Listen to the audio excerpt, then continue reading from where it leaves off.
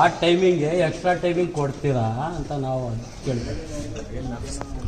ನೀವು ಕೇಳಿದ್ರೆ ನಮ್ಮ ಪರವಾಗಿ ನೀವು ಮಾತಾಡೋದು ಆದ್ರೂ ನೀನು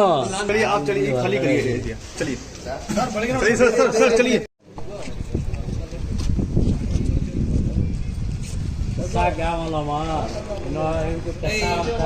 कम करते होता है इनको अच्छा इनको जाए भी भड़काना चलो हमारा आधा घंटा वेस्ट देगा हमारा काम करेगा.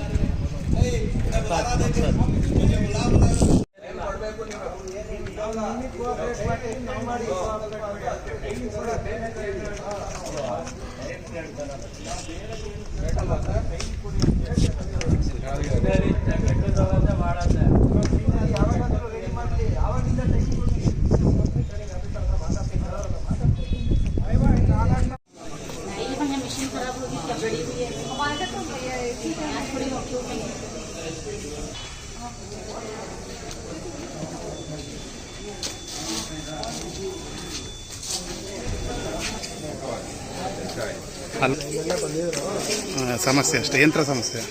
ಮತ್ತೆ ಯಂತ್ರನಾ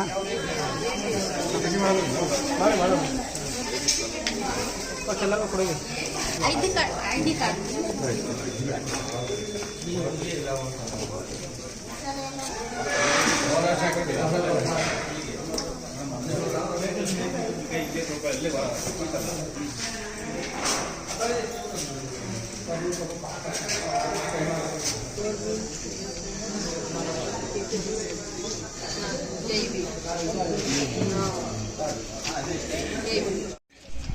ಸರ್, ಈಗ 28ನೇ ವಾರ್ಡಲ್ಲಿ ಬೂತ್ ನಂಬರ್ 189 ಬೆಳಗ್ಗೆ 7 ಗಂಟೆಯಿಂದ 8:30 ತನಕ ಪ್ರಾಬ್ಲಮ್ ಆಗಿತ್ತು.